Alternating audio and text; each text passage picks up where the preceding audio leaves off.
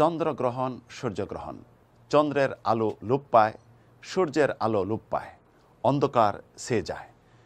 এই বিষয় নিয়ে আমাদের অনেকের অনেক বিরূপ ধারণা রয়েছে, কিছু কিছু কুসংস্কার রয়েছে যেটি জাহেলিয়াতের যুগেও ছিল। এই সময় কোনো কিছু খাওয়া যাবে না, রান্না করা খাবার ফেলে দিতে হবে, এই সময় স্ত্রীর সম্ভোগ করা যাবে না, এমনইভাবে গর্ভবতী মহিলাদের ক্ষেত্রে বিভিন্ন রকম নির্দেশনা দেওয়া হয়। গর্ভবতী মহিলা কোথায় বসতে পারবে না, যদি শয়ন অবস্থায় থাকে তাহলে বাচ্চা বিকলাঙ্গ হবে, চন্দ্রগ্রহণ সূর্যগ্রহণের দিন যদি বাচ্চা ভূমিষ্ঠ হয়, দুই রকম ধারণা করে থাকে, বাচ্চা ব্রেনিয়ান হবে, আবার অনেকে বলে থাকে বাচ্চা অসুস্থ হবে।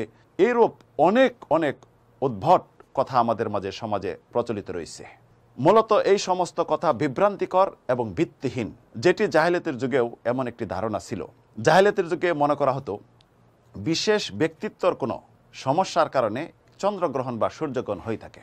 বিশ্বনবী সাল্লাল্লাহু আলাইহি সাল্লামের পুত্র ইব্রাহিম একটু বয়সে মৃত্যুবরণ করলেন, আরও সন্তান রয়েছেন, ভূমিষ্ঠ হওয়ার সাথে সাথে মৃত্যুবরণ করেছেন। তো ইব্রাহিমের মৃত্যুর দিন দেখা গেছে ওই দিনও সূর্যগ্রহণ হয়েছে। সাহাবীদের মাঝে অনেকে ধারণা করলো ইব্রাহিমের মৃত্যুর জন্যই আজ সূর্যগ্রহণ হয়েছে।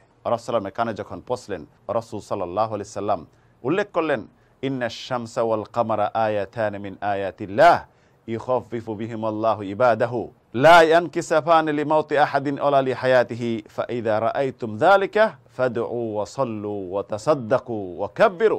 অর্থাৎ সূর্য এবং চন্দ্র আল্লাহ রাব্বুল আলামিনের বড় বড় নিদর্শনের মধ্যে দুটি নিদর্শন। এই দ্বারা আল্লাহ রাব্বুল আলামিন মানুষকে ভীতি প্রদর্শন করে থাকেন। এটি কাওর জীবিত এবং মৃত্যুর জন্য চন্দ্রগ্রহণ সূর্যগ্রহণ হয় না। যখন তোমরা এটি দেখবে তখন তোমরা কি করবে? আল্লাহর কাছে দোয়া করবে, আল্লাহর মহত্ব বর্ণনা করবে, সালাত আদায় করবে। অন্য হাদিসে রয়েছে ফাফজাউ ইলাল মাসাজিদ, তোমরা মসজিদের দিকে ধাবিত হবে। রাসূলুল্লাহ তখন সালাত আদায় করতেন। এই পরিস্থিতি যখন হয় আমাদের চন্দ্রগ্রহণ সূর্যগ্রহণ, একজন মুসলিমের উচিত হবে যে আল্লাহর বড় একটি নিদর্শন, আল্লাহ ভীতি প্রদর্শন করার জন্য এটি প্রেরণ করে থাকেন। যেমন আল্লাহ রাব্বুল আলামিন স্পষ্ট করেছেন, ওমা নুরসিলু বিল আয়াতি ইল্লা তাখফিফা, আমি মানুষকে ভীতি প্রদর্শন করার জন্য বিভিন্ন নিদর্শন প্রেরণ করে থাকি। তাই উচিত হবে মহিলারা বাসায় তওবা ইস্তেগফার করবে, সালাত আদায় করবে এবং দান সদকা করবে, আল্লাহর মহত্ব বরত্ব বর্ণনা করবে।